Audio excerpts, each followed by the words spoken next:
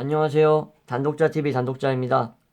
이번 영상은 여러분들께 조금 무겁고 어떻게 보면 우울한 영상이 될 수도 있을 것 같아서 미리 말씀을 드립니다.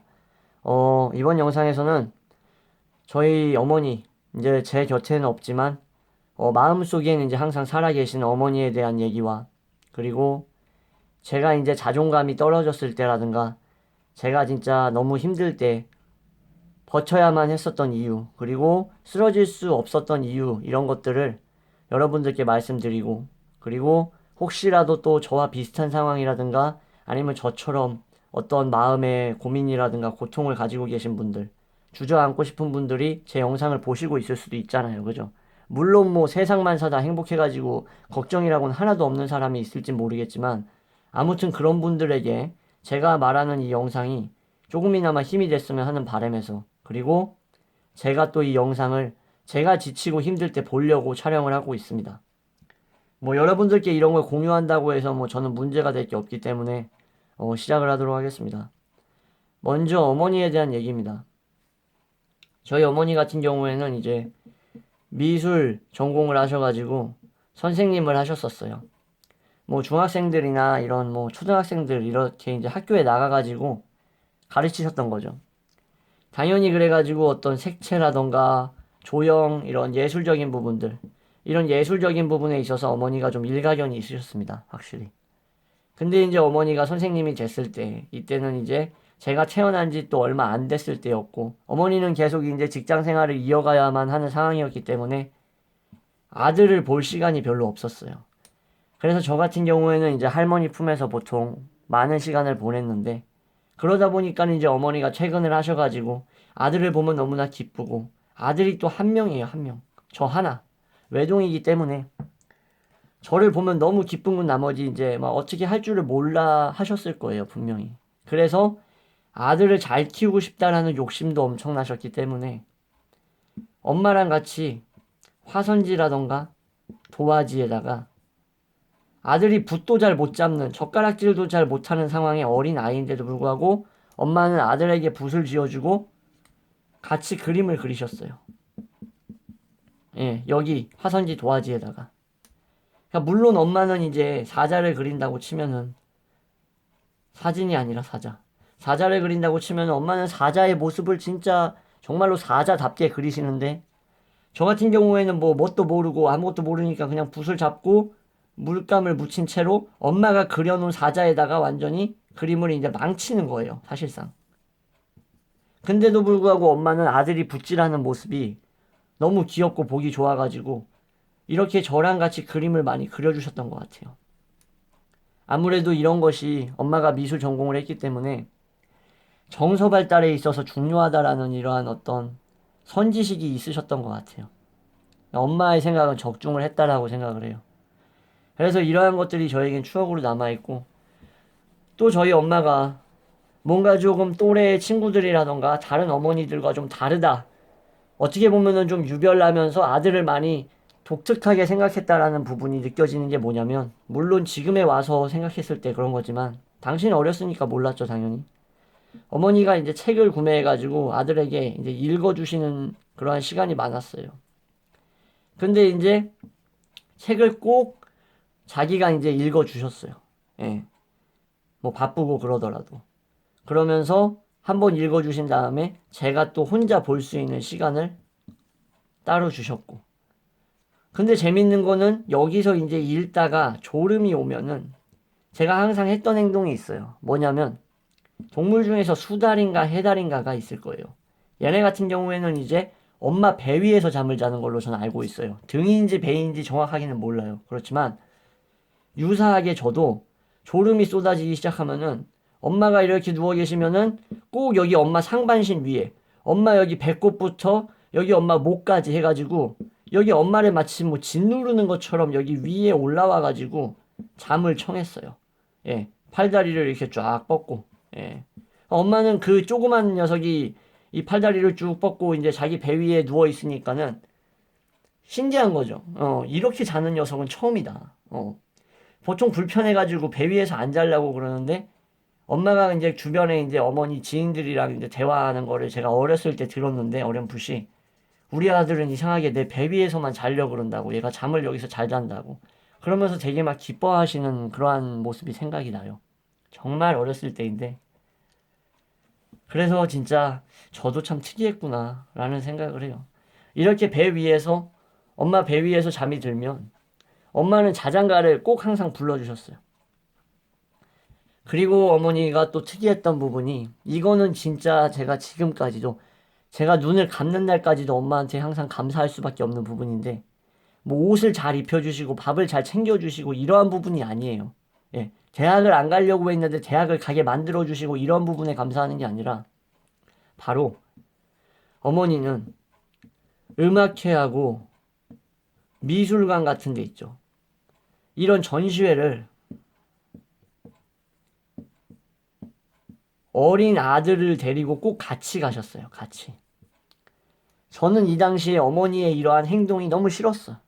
왜냐면은 어린 나이에 어린 아들에 그냥 장난감 쪼물딱거리는 걸 좋아하겠죠. 아들이니까. 레고 같은 거 있잖아요. 그죠? 근데 이 재미도 없고 시작하면은 거의 뭐 최소 2시간에서 많으면은 3시간 반까지 3시간 반까지 걸리는 이러한 것들, 이러한 오페라라든가 어떻게 보면은 전시회 같은 것을 보고 앉아 있는다는 이 사실 자체가 이 아들한테 있어서는 상당히 고통스러운 일이었던 거예요. 그럴만 하죠. 예. 여기 이렇게 써놓으니까는 뭐 1시간 30분 느낌밖에 안 나는데, 예, 뭐 다시 뭐 쓰겠습니다. 뭐 12시에서 뭐 3시간 30분 뭐 이렇게 했겠죠.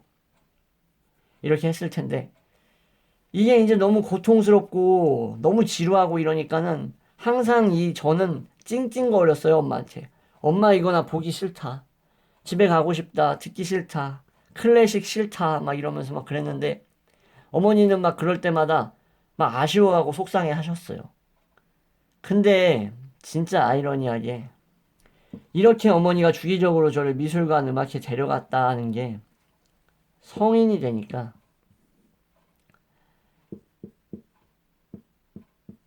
남성에게 있어서 드문 모습이라고 할 수 있는 것들이 다 저에게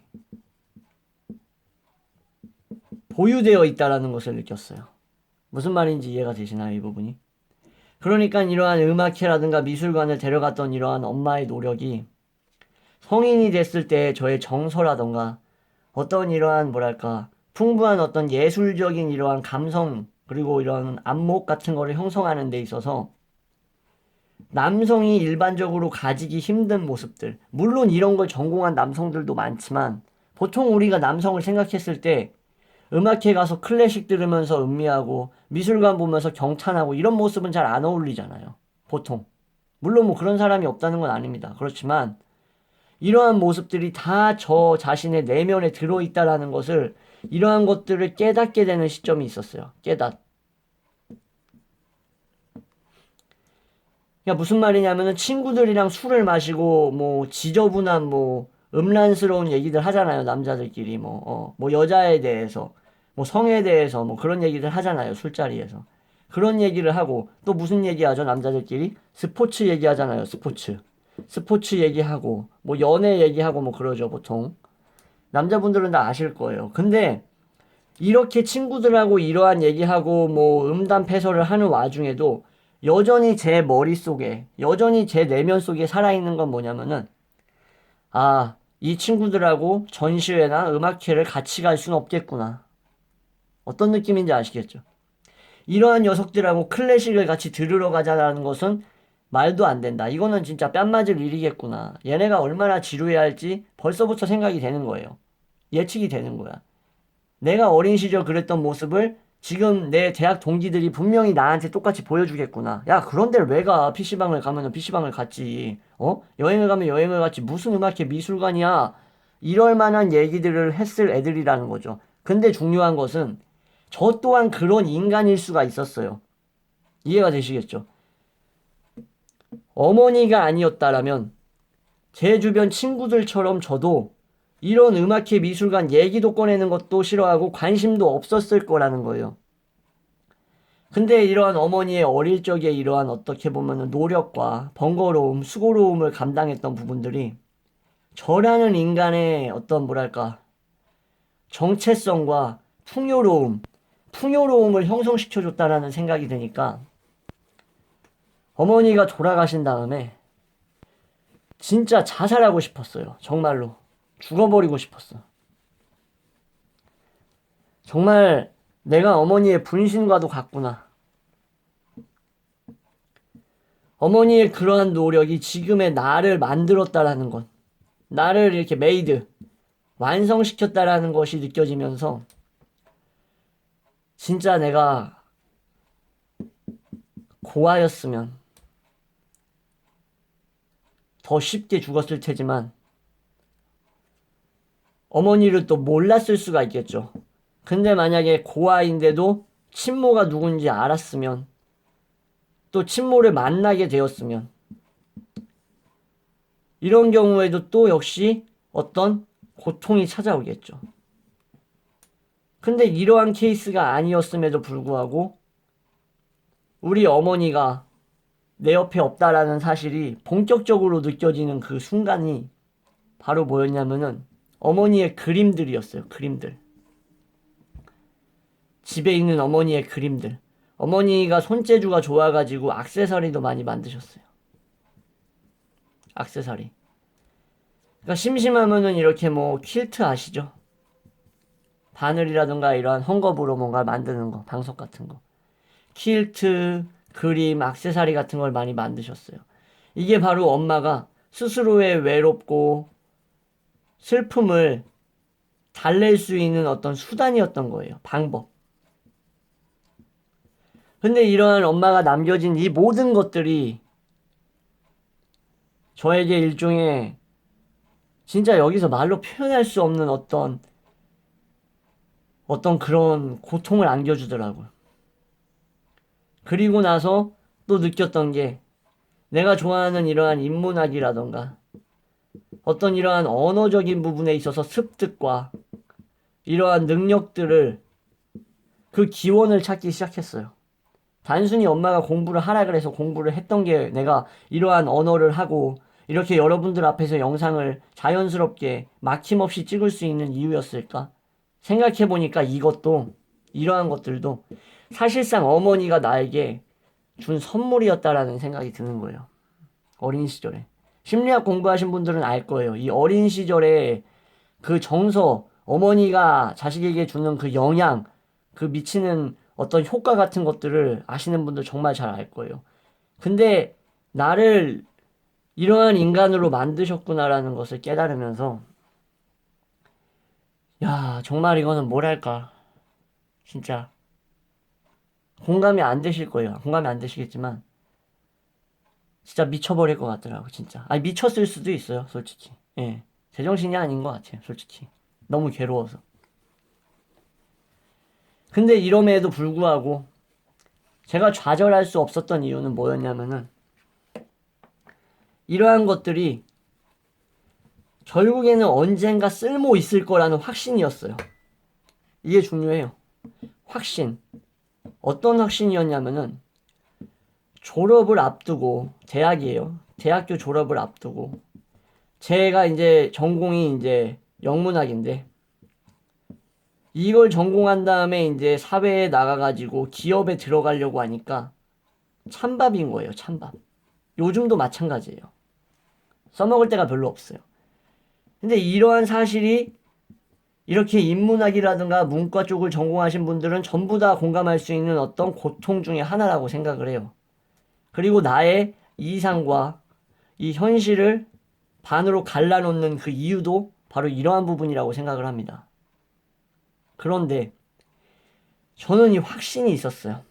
확신이 뭐였냐면 이러한 부분이 나를 우울하게 만들어도 비록 인사 담당자에게 내가 보여줄 수 있는 것은 하나도 없다라고 하더라도 비록 그렇다고 하더라도 당신이 볼 수 없는 나의 잠재성은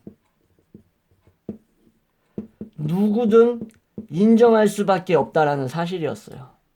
이게 제가 무너져가는 이 자존감을 진짜 하늘 끝까지 올려줬던 계기이자 그 근원이라고 말씀드릴 수가 있어요. 보통 이런 상황 같은 경우에는 취준생들 같은 경우에는 저도 마찬가지지만 난 진짜 사회에서 쓸모없는 인간이다라는 생각을 많이 할 거예요. 그러면서 왜 이런 전공을 선택을 했을까? 그냥 차라리 공장 들어가가지고 경력 쌓고 자격증 땄으면은 돈 많이 벌었을 텐데 왜 취업도 잘 안 되고 인사 담당자한테 다 빠꾸 먹고 돈도 못 벌고 왜 이렇게 살고 있을까? 내가 공부한 거에 비해 적당한 대우를 받지 못하는 걸까라는 고민들 무진장 많이 할 거라고 생각을 해요. 그리고 지금 사회에서 사회생활을 하시는 분들도 여전히 내가 나에 걸맞지 않은 대우를 받고 있는데도 어쩔 수 없이 이 돈 때문에 나이도 찼고 더 이상 갈 데도 없을 거라는 이 생각과 이러한 돈 때문에 망설이고 현실에 안주하시는 분들이 분명히 있다고요. 근데 여러분들께 제가 또 드리고 싶은 말은 이거예요. 이 사람들이 뭐 수천 개의 이력서를 펼쳐보고 쓰레기통에 쳐박았다고 해서 이 사람들이 사람을 잘 보는 사람이라는 생각을 안 하셨으면 좋겠어요. 누구에게나 자신이 가지고 있는 잠재성이 있다, 자신의 장점이 있다라는 말 많이 들어보셨을 거예요. 저는 이러한 부분을 많은 취준생들이 내가 갈 수 있는 곳이 대학교를 졸업했는데도 불구하고 없다라는 것, 나를 필요로 하는 기업이 없다라는 사실 앞에서 많이 좌절하는 원인이 되었다라고 생각을 해요. 그래서 나의 장점조차도 제대로 보지 못하고 나의 유리한 면조차도 향상시키지 못하고 있다라고 생각을 해요. 물론 돈이 중요합니다. 너무 중요해요. 살아가는 데 있어서. 근데 잘 생각해 보면은 돈은 어떠한 방식으로도 벌려고 하면은 벌 수 있어요. 진짜 막말로 저는 누구를 비하하는 게 아니라 젊은 나이에 땅에서 쓰레기 주우면서라도 돈을 벌 수는 있어요. 예, 돈을 벌고자 마음을 먹으면. 그러면 우리가 생각해야 되고 우리가 가져야 되는 건 뭐냐면은 나를 향상시킬 수 있는 이러한 자존감을 가져야 된다라고 생각해요. 자신감. 근데 이 자신감이 뭣도 아닌 허세에서 나오는 게 아니라 자기 자신의 어떤 일생이라는 것을 처음부터 끝까지 돌아본 다음에 여기서 내가 우리 부모님에게서 내가 살아오면서 얻었던 선물이라던가 나의 능력, 잠재성은 무엇인가를 돌아보는 게 중요하다라고 생각해요. 그렇게 하다 보니까는 제가 취업이 진짜 안 되는 인간이에요. 정말로 취업이 안 되는 인간. 대학원을 나오고 뭘 했다고 하더라도 저는 진짜 목이나 뭐 이런 객기를 막 부려서 그런 게 아니라 수능을 잘 못하는 성격이에요. 수능을 잘 못한다라는 것은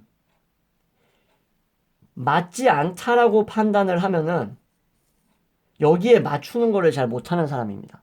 그렇기 때문에 기업에 지원할 때 뭐 토익을 요구한다라던가 뭐 탭스를 요구한다라던가 아니면은 뭐 그 삼성의 그 뭐 사트라고 부르나? 뭐 이런 거 있잖아요. 뭐 이런 거를 요구해가지고 시험을 요구한다. 뭐 NCS를 요구한다.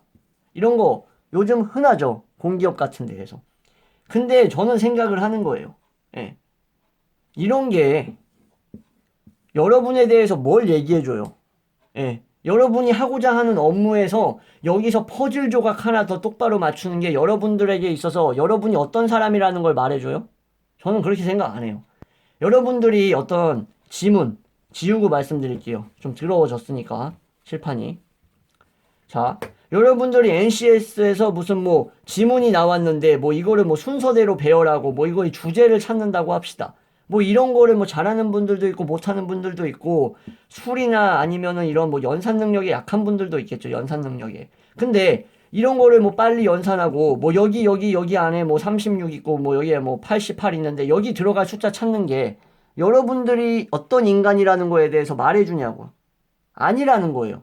저는 항상 이 생각이 있었어요. 여러분들이 무슨 뭐 관계 대명사 다음에 주어 생략됐다 뭐 이런 거를 안다고 해가지고 그게 여러분의 본질이에요?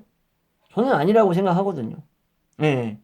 그런데도 불구하고 우리가 취업을 할 때 어쩔 수 없이 돈을 벌고 원하는 회사에 들어가가지고 어떻게든지 밥 벌어먹고 살라고 하면은 그거에 대해서 따라야만 한다. 따르지 못하는 게 부적응이다. 그래서 네가 부적응자다. 너는 그래가지고 사회에 어울리지 않는다. 실패자다라고 낙인을 찍을 수 있냐라는 거예요. 제가 물어보고 싶은 거는. 저도 이제 여러분들한테 물어보고 싶어요. 제가 이러한 토익, 탭스, NCS 이런 거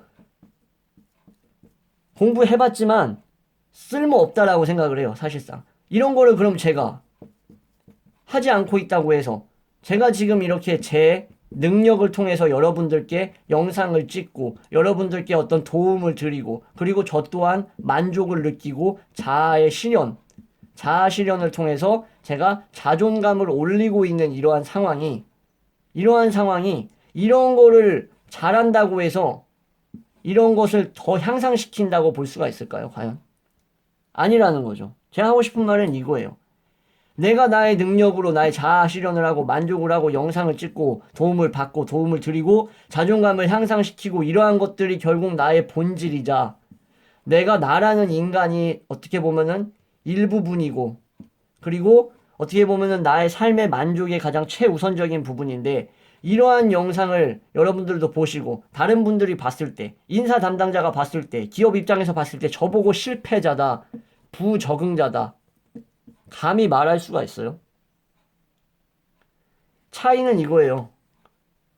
어느 정도 선에서 사회와 타협을 했냐의 차이이지 제가 말하고 싶은 건 여러분들이 그렇다고 해서 실패자라든가 취업에 실패했다고 해가지고 자살에 마땅한 사람이라든가 아무것도 하지 못하는 인간이라든가 무쓸모 인간이라는 식으로 자기 자신을 비하한다거나 능력을 폄하하지 않으셨으면 좋겠어요. 예. 우울해하지 말고 우울하겠죠 물론. 근데 우울해하는 시간을 최소로 단축하는 거예요. 최소로 단축한다라는 것은 바로 가장 최소한의 시간만 우울에 잠겨있고 다시 스탠드업 하라는 거예요. 스탠드업. 예. 이러한 내용을 살아오면서 직접 내가 몸소 체험하고 겪었고 내가 어떠한 일종의 나의 재능이 있다라는 것을 스스로가 느끼고 깨달아서 온 사람들이 진심을 다해서 얘기를 해줄 수 있는 거지. 무슨 뭐 기업이라든가 뭐 어디서 배부르게 이제 뭐 놀고 먹던 놈이 와가지고 갑자기 여러분들한테 무슨 멘토라느니 뭐 이딴 거창한 용어 붙이면서 무슨 뭐 성장 도움이라느니 뭐 이런 말 하면서 뭐 육성 담당자 뭐 거창한 말들 많잖아요. 이런 말 하면서 여러분들한테 고통이 성장의 밑거름이다. 이딴 얘기하면은 귀에 박힙니까? 예, 귀에 안 박힌다라는 거예요.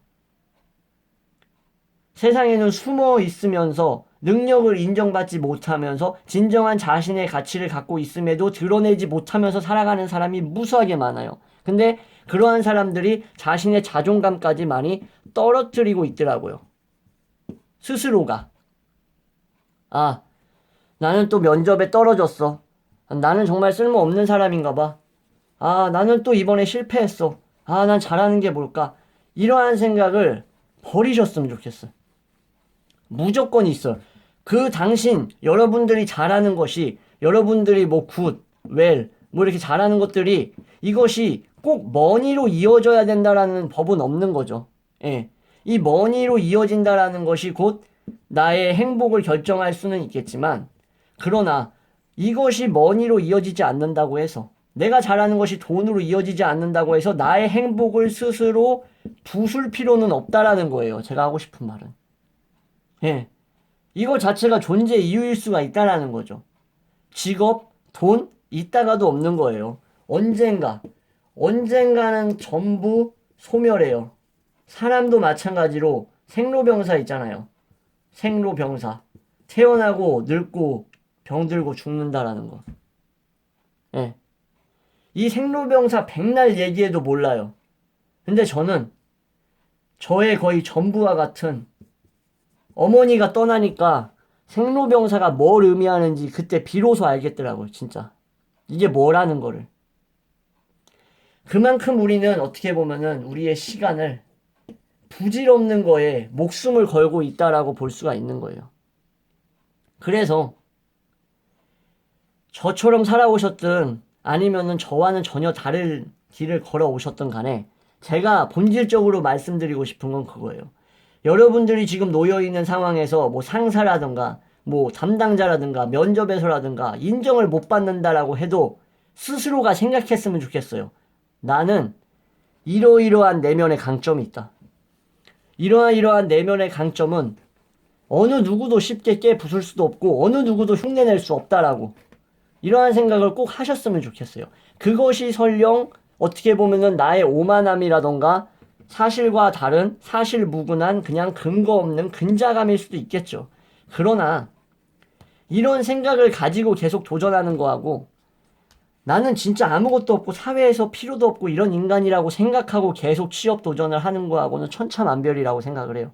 그래서 저도 뭐 요즘 이직 준비도 하고 뭐 취업 준비도 하고 뭐 여러 가지 뭐 그러한 얘기들을 들으면서 저도 이 취업에 대한 것에 대해서 도전도 많이 하고 있고 생각도 많이 하고 있는 입장이에요, 사실상. 근데 생각을 하는 거예요. 자기소개서 이거 여러분들의 5%도 보여줄 수 없어요.